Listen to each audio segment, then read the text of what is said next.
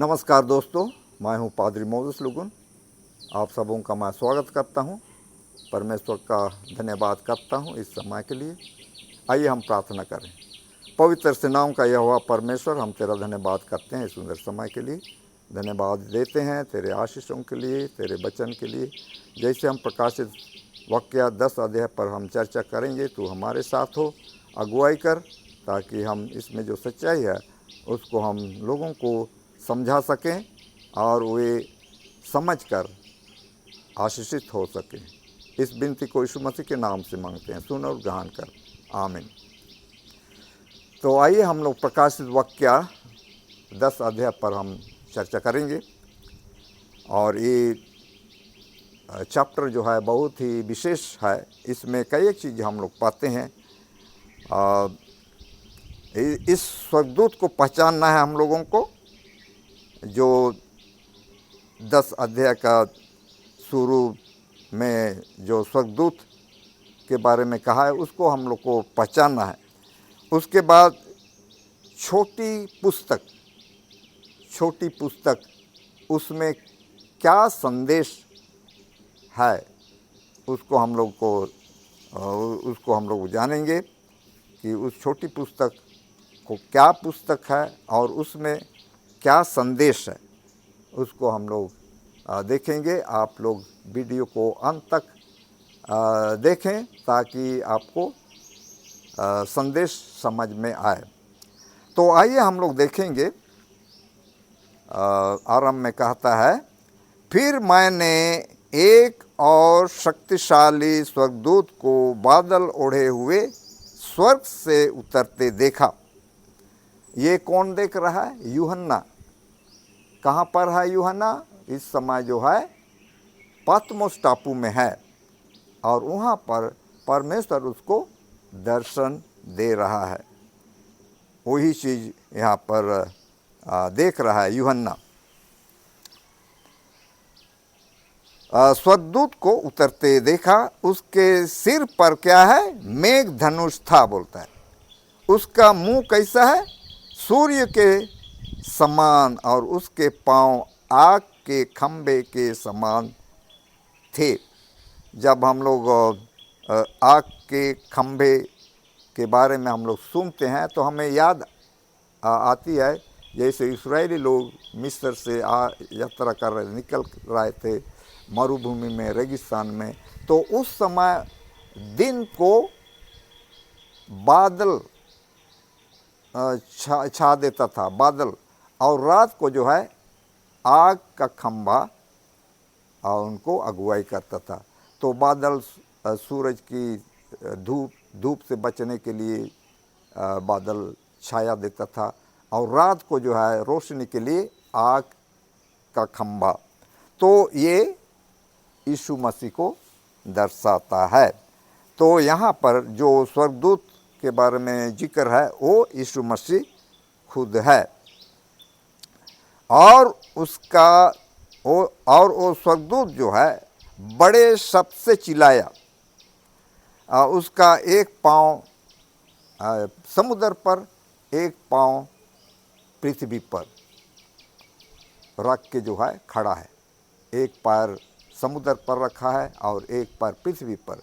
उसका मतलब ये है कि ये संदेश जो है सबके लिए है, सब देशों के लिए है, हर जाति के लोगों के लिए है, हर भाषा बोलने वाले लोगों के लिए है। बहुत ही विशेष संदेश देने वाला है।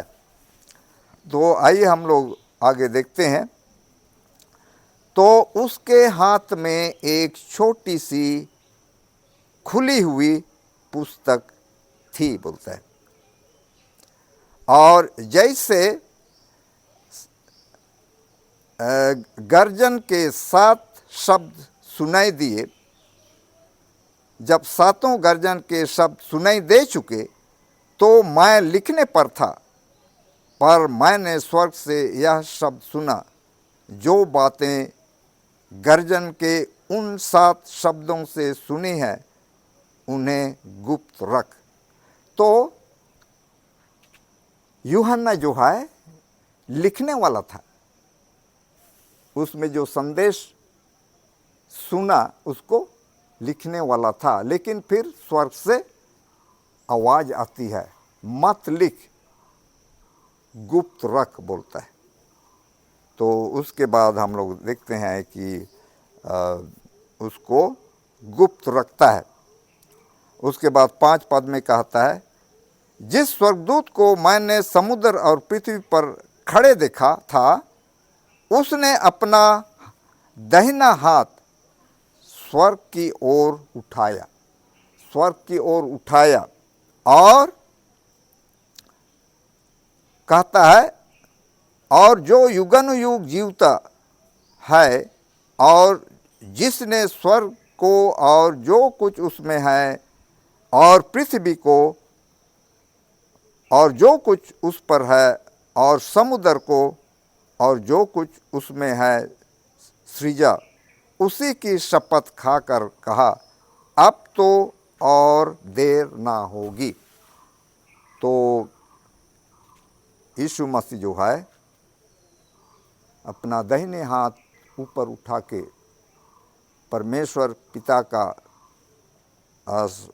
शपथ ले करके कहता है, अब तो देर ना होगी बोलता है। वरन 7वें स्वर्गदूत के तुरही फूंकने पर होने वाले शब्द के दिनों में परमेश्वर का गुप्त मनोरथ उस सुसमाचार के अनुसार जो उसने अपने दास भविष्यवक्ताओं को दिया पूरा होगा। तो ये उस समय को बता रहा है कि हम लोग दानियल 8 उसका 14 पद में हम लोग भविष्यवाणी पाते हैं 2300 दिन का, उसका अंत के बारे में इस छोटी पुस्तक में इस छोटी पुस्तक को खुली जाएगी बोलते हैं। उस समय छोटी पुस्तक में जो संदेश है वो प्रकाशित होगा, मतलब बताया जाएगा। तो हम लोग जानते हैं कि 2300 दिन दानियल 8:14 का अंत के समय में जो है हम लोग पाते हैं कि 1844 ईस्वी 1844 उसका अंत समय है। 2300 दिन का अंत जो है 1844 में होता है। तो उस समय तक के लिए बंद रख बोलता है।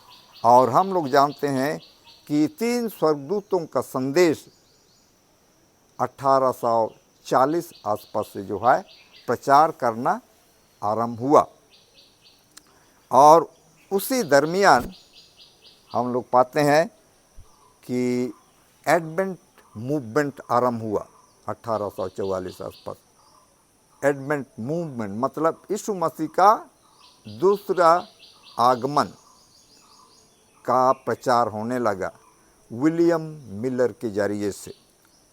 और विलियम मिलर ही दानियल का जो भविष्यवाणी है उसको पढ़ा और लोगों को समझाया। वही पहला व्यक्ति था उस भविष्यवाणी को अध्ययन करने वाला। तो यहाँ पर हम लोग देखते हैं कि 2300 दिन या वर्ष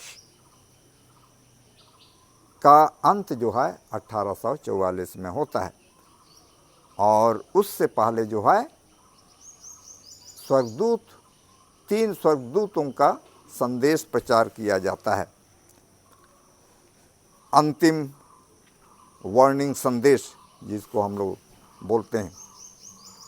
तो आइए हम लोग देखेंगे 8 पद। जिस शब्द को मैंने स्वर्ग से बोलते सुना था वह फिर मेरे साथ बातें करने लगा। जा, जो स्वर्गदूत समुद्र और पृथ्वी पर खड़ा है उसके हाथ में की खुली हुई पुस्तक ले ले।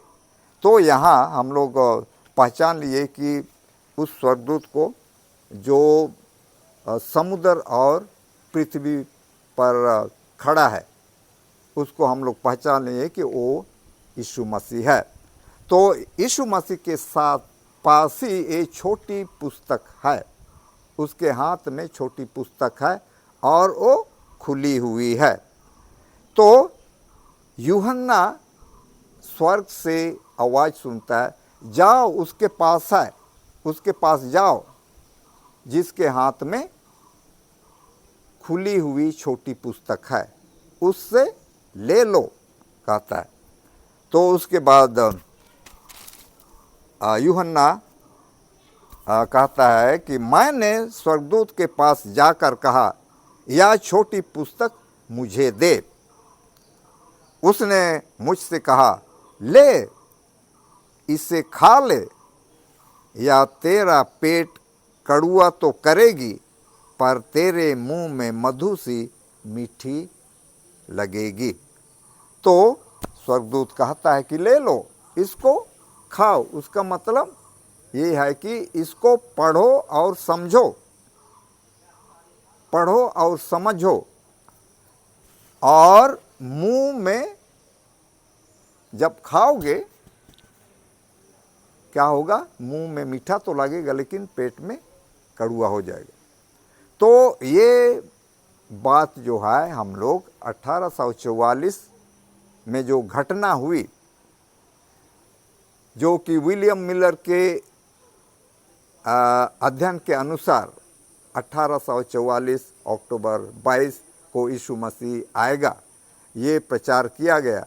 और उसके साथ जो है बहुत सारे लोग उसको सपोर्ट किए, और वो लोग यीशु मसीह का आगमन का इंतज़ार कर रहे हैं, तैयार कर रहे हैं कि यीशु मसीह जो है आएगा अक्टूबर 22 1844 को। वो लोग सुबह से शाम रात भर वो लोग वहाँ इंतज़ार कर रहे हैं, लेकिन यीशु मसीह नहीं आया। तो ये पुस्तक को, ये छोटी पुस्तक को स्वर्गदूत कहता है, इसको खाओ, मुंह में मीठा लगेगा लेकिन पेट में कड़वा होगा। तो यहाँ पूरा होता है, क्योंकि जब विलियम मिलर यीशु मसीह का दूसरी आगमन का प्रचार किया तो लोग बहुत आनंदित हुए, बहुत खुश हुए कि यीशु मसीह आ रहा है। तो ये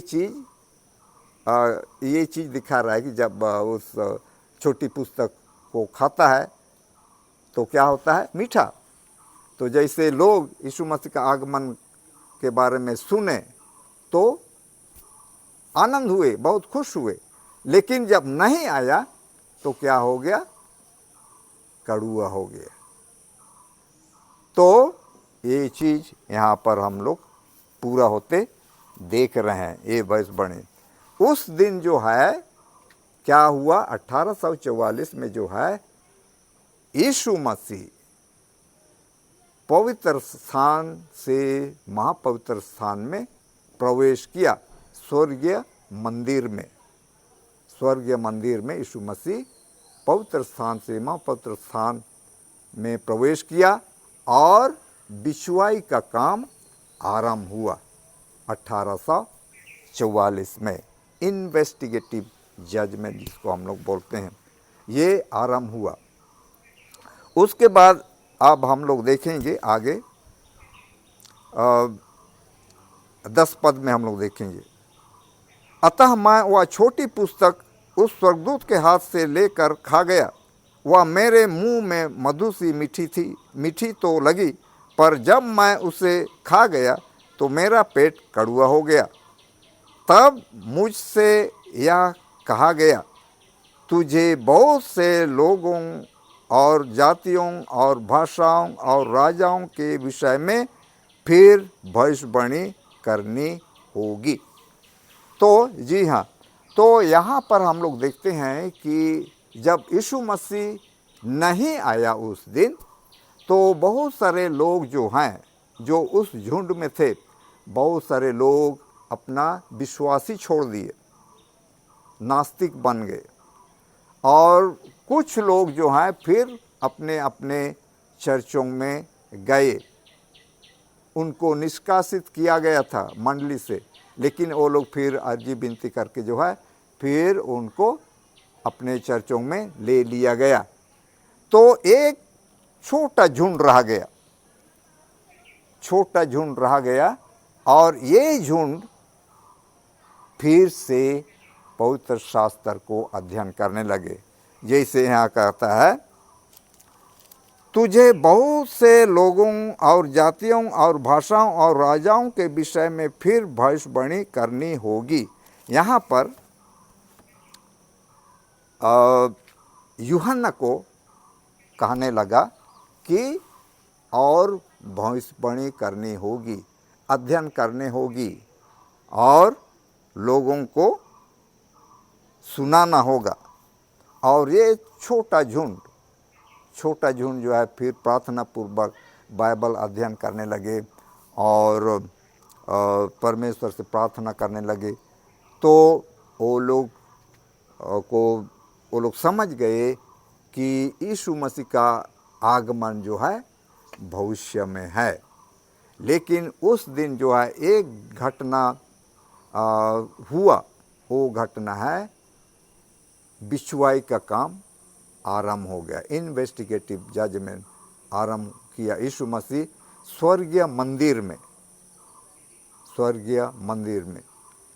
तो ये बात पूरा होता है, लेकिन यीशु मसीह का आगमन फिर भविष्य में है। ये छोटा झुंड जो है भिन्न भिन्न कलीसियाओं से आए थे। कोई प्रेस्बिटेरियन से, कोई लूथरन था, कोई मेथोडिस्ट था, कोई एसपीजी था। तो ये लोग दूसरे झुंड के थे, दूसरे कलीसिया से आए थे। तो ये झुंड जो है बाद में यीशु मसीह का आगमन को फिर प्रचार करने लगे। उसके बाद एक महिला उनसे मिलने आती है। वो साबत कीपर थी, साबत पालन करती थी।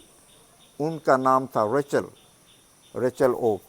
तो ये महिला आती है और इस छोटा झुंड से मिलती है, कहती है कि आप लोग बहुत अच्छा कर रहे हैं, यीशु मसीह का आगमन आप प्रचार कर रहे हैं, लेकिन आप लोगों को साबत भी पालन करना होगा। साबत जो परमेश्वर का दिया हुआ दिन है, पवित्र दिन है, विश्राम दिन है, परमेश्वर का आशीष किया हुआ दिन है, उसको भी आप लोग पालन करें। तो उनके कहने पर ये लोग साबत के बारे में अध्ययन किए और तब वो लोग साबत पालन करने लगे। तो आगे चल कर के जो है 1863 में जो है सेवेंथ डे एडवेंटिस्ट कलीसिया का स्थापना हुआ। ऑफिशियली 1863 में नाम के साथ स्थापित किया गया है सेवेंथ डे एडवेंटिस्ट कलीसिया का। तो देखिए तो किस तरह से सेवेंथ डे एडवेंटिस्ट कलीसिया जो है आरंभ हुआ। छोटा सा झुंड से आरंभ होता है और अभी बहुत विशाल हो गया और पूरे देश में, देश विदेश में सुसमाचार फैला रही है। रेडियो के जरिए से, टेलीविज़न के जरिए से और तरह तरह का मीडिया से जो है परमेश्वर का संदेश को प्रचार कर रही है। तो प्रकाशित वाक्य 10 अध्याय जो है सेवेंथ डे एडवेंटिस्ट का जन्म होता है। इस अध्याय में हम लोग सेवेंथ डे एडवेंटिस्ट कलीसिया का उदय के बारे में हम लोग पाते हैं। परमेश्वर आप सबों को आशीष दे। धन्यवाद।